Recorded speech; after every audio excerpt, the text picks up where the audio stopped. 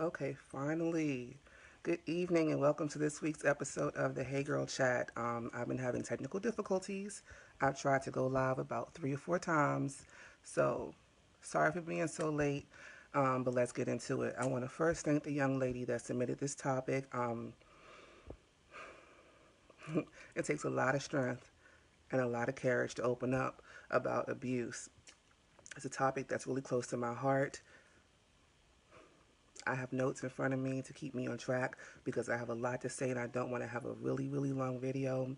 But I truly appreciate your transparency and you trusting me with this information.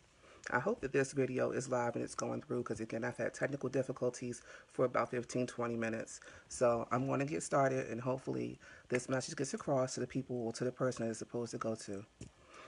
So it's a story time.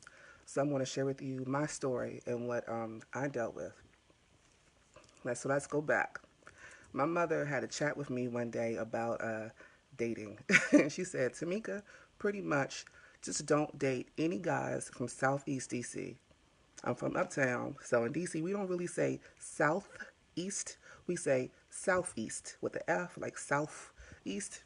So I was like, okay, so why shouldn't I date anybody from Southeast DC? She said, just don't do it.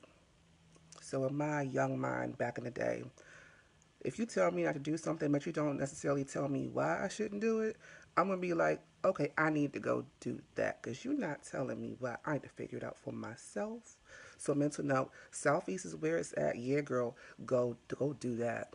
Because Southeast is where it's at. That's where the man, girl, yeah, go to Southeast. So I met this guy and we fell in love and he proposed to me like 3 times. At first, I was like, no, he crazy. I'm not getting married to him. He crazy. He tripping. But I was in love. He wore me down. He broke me down. So I said yes. We ended up moving in together. Then we got high on. We ended up moving in together. We ended up getting married. And almost right away, we started to have arguments. And I wasn't really one to argue like that.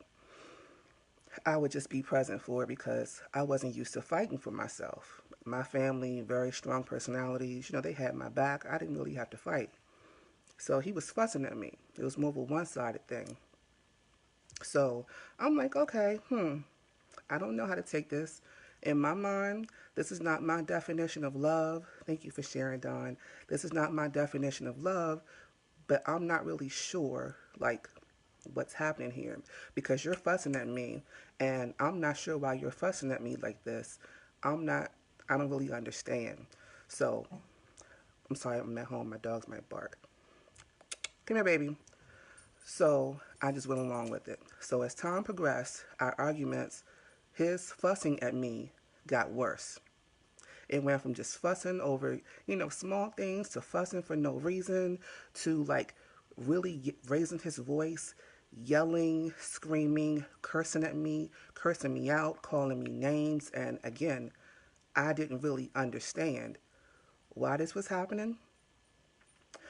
But I was a full-time government employee and I was in school part-time. I was still a newlywed. I'm young, in my early 20s. I didn't know what was going on. So I'm like, you know what? I want to block that out because whatever he's going through is a phase. It's going to pass. Different excuses for him, right? So one day I was at home and I was on the phone talking to my best girlfriend. And he was working overnight at the time. He called on our landline, not a cordless phone. It was a phone that actually plugged into the wall. He called on the landline. I remember this story very clearly. And I was talking to her. So I said, girl, hold on. He's on the other line. So I said, hello. He said, hey, what are you doing? Even though he had just called me. I said, I'm talking to my best friend, so-and-so. He says, well, get off the phone with her and talk to me. I said, well, I just called her and we just got off the phone. So why do I was like, I'm going to call you back. He's like, no, get off the phone with her and talk to me again. I'm your husband. It doesn't matter. How many times we talk a night, you get off the phone with her right now. So I said, whatever. And I hung up the phone on him. Usually, if I would have did anything like that, which I hadn't, he would have called back to back to back to back. If I don't answer the phone, if I didn't answer the phone, he would call back to back to back to back. He didn't call back. I should have known something was up. But I said, whatever. Yeah, girl, I'm back. Da-da-da-da-da-da. I'm just talking. 20 minutes later, my front door, boom. I'm like, what the heck was that? Bedroom door, boom. He busts into the bedroom, goes over to the wall, rips the phone cord out the wall, breaks it, pulls it out, and walks over to the bed. I'm laying down in the bed looking like what's happening?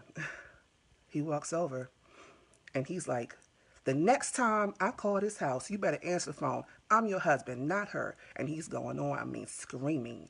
We're in an apartment. He's screaming and cursing at me at the top of his lungs while I'm laying in bed looking like, what's happening? What's going on? Like, so I said, you know what? I'm not dealing with this. You know, I'm not participating in this argument. I never had fussed back. I never had argued back. I got up to try to leave out of the bedroom, and he grabbed me so tight and so hard on both of my arms and threw me down on the bed. And I blacked out. I didn't pass out. I blacked out. I was laying there and I could see his lips moving, but I couldn't hear him. But he was standing over the bed, still going off. I could see the emotion in his body, but I couldn't hear him. So when he threw me down the bed, something was happening. I blacked out. Something was happening down inside of me, and I had taken notes, but I don't feel like I need my notes. Something happened inside of me. It was like he pressed the on button on the fighter that had been lying dormant inside of me all along. I didn't know she was there. She was just sitting there waiting, ready for me to press on. And he pressed on so hard that he broke the on button. So I was stuck in on mode. The fighter in me was stuck in on mode from that moment forward. So I stood up, and he's still going, and I still can't hear him. I stood up, and I walked over to him, to his face, nose to nose. And I said, the day that you touch me like that again is a day that you will surely die. I'm not calling my mother. I'm not calling my father. I'm not calling my uncles or my friends. I'm going to kill you myself.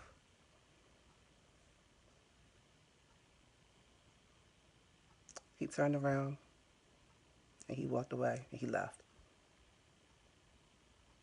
So I sat back down in the bed. I was like, you know, what just happened? What just happened?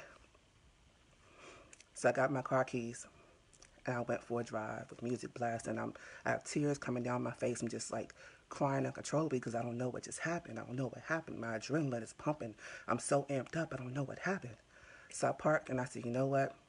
I've never told anybody about what's been going on because, you know, this is my husband. He had isolated me from all of my friends, all of my real close people that I would confide in. It was an issue with everybody why I shouldn't talk to those people. Like he purposely got me by myself, and I had never told anybody because this is my husband. You know, if I love you, I will fight for you. Whether that's friend, family, whatever. If I love you, I go hard for you. I will fight for you. So I'm like, you know what? I'm fighting for my marriage. I'm fighting for my man. This is just a phase. I'm praying about it. It's going to get better. So I called up my best friend, and I was like, so-and-so, it just happened. So-and-so just happened. And my best friend said, hold on.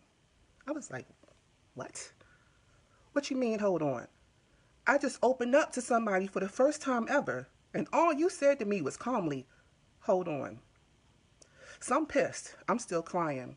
She comes back, you know, this is back in the day. She had done a 3-way call. And she had called out one of our real crazy, quick-tempered girlfriends on 3-way. So she came back. She was like, Tamika, I said, yeah. I was like, what you say? And the crazy girlfriend said, what happened? I was like, oh, Lord.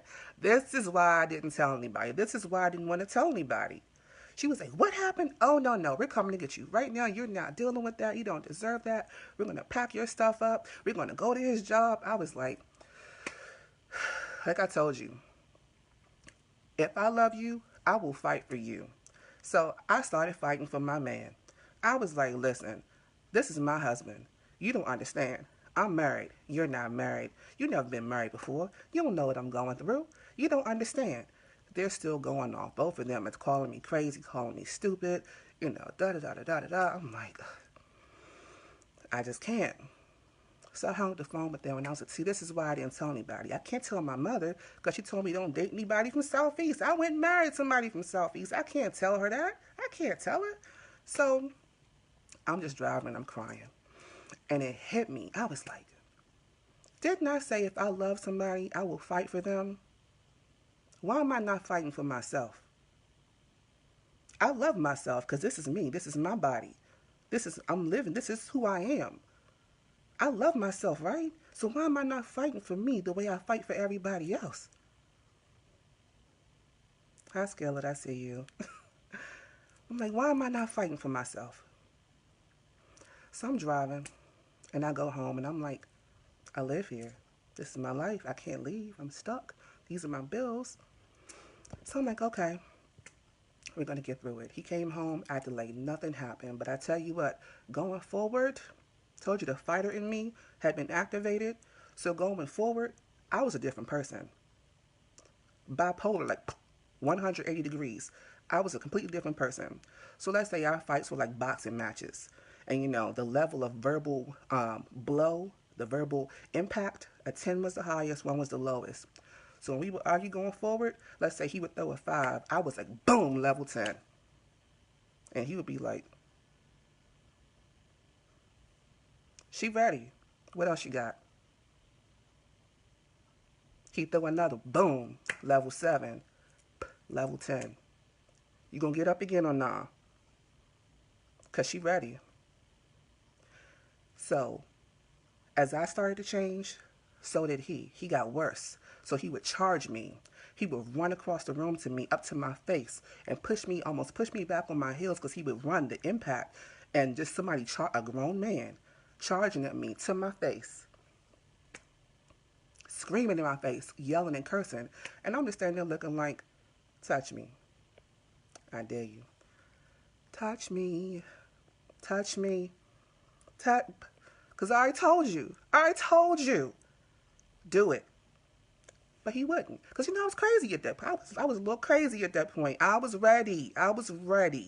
So he started punching holes in the walls, throwing Pepto-Bismol, whatever he could pick up and find to make a hole in the wall to damage our home because he couldn't go toe-to-toe with me verbally anymore. It became so bad. I went from being the person that was verbally abused to being the person that was verbally abusing my husband. We were verbally abusing one another. So I'm going to stop right there because all of this information is going to be in my book. It is in my book. So stay tuned for that. From main chick to side chick, self-love is an inside job. But I'll end my story with this. I'm divorced. I left him.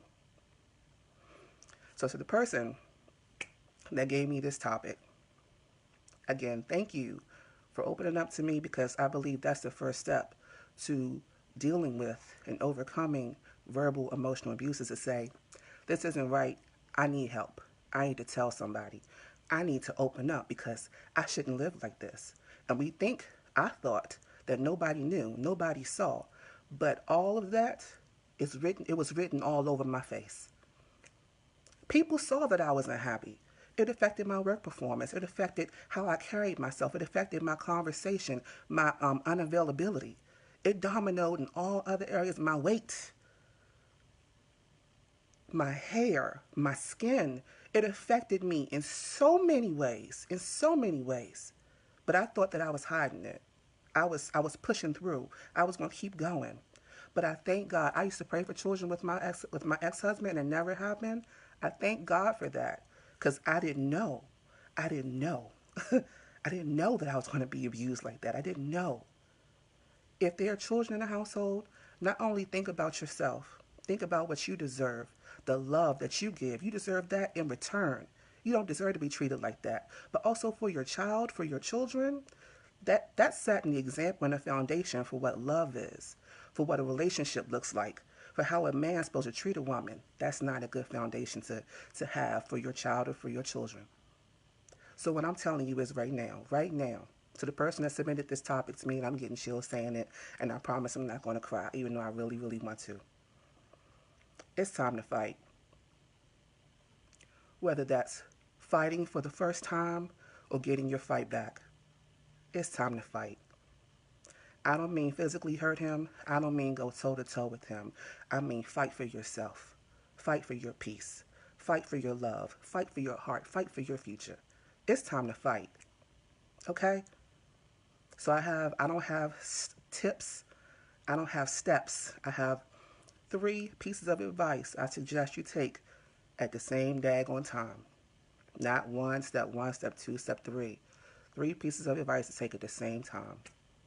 Number 1, stop arguing with him. I know I did it. That wasn't right. When you go an eye for an eye, everybody ends up blind eventually. Stop arguing with him. Stop adding fuel to his fire. Don't push him. Because I truly believe verbal abuse is like a testing phase. Because eventually, verbally abusing you is not going to be enough. They're going to need more. Don't push them. Number 2, and I need to go to my notes so I can scroll down and be very specific when I say this. 3 pages, good Lord. Get help. Get the help that you need. There's something called the National Domestic Violence Hotline, because a lot of us feel like we're so alone in this. You're not alone. I'm here. We can talk about it, but there are also people that specialize in this, that know exactly what to do, exactly what to say, and there's no shame in saying, I need help. Because if you could help yourself, you wouldn't be dealing with this. And there's nothing wrong with that. We all go through things. We all go through our process before our purpose. This is going to be your testimony. This might be an area where you bless other people and give other people permission to say, this is not right. I'm not living like this anymore. The National Domestic Violence Hotline. It's www.thehotline.org. H-O-T is the, T-H-E, H-O-T-L-I-N-E.org. And there's a 1-800 number, 1-800-799-7233. 1-800-799-7233. They're open 24/7. They have an online chat. You can actually chat with them 24 hours a day. Get the help that you need. And number 3, work on you. Work on you from the inside out. Figure out what's in you that's allowing this to happen. What's in you. Is there a history of this through family, school, whatever? Work on you. Work on loving yourself more. Work on increasing your self-love. You can do it. I did it. You can do it. And we're going to talk about it when you're on the other side of it as well and say, girl, remember back in the day when I dealt with so and so and so? It's going to be a memory and a testimony to bless somebody else. You're Shivo. You're so sweet. If you have any comments, any questions about this, please leave them below. Any topics for a future Hey Girl chat, you can send them to my inbox. And if you want to have a one-on-one chat, you can go to heygirl.com with 2 I's and girl. Otherwise, I will see you all next Thursday around 5:30 p.m. Bye-bye.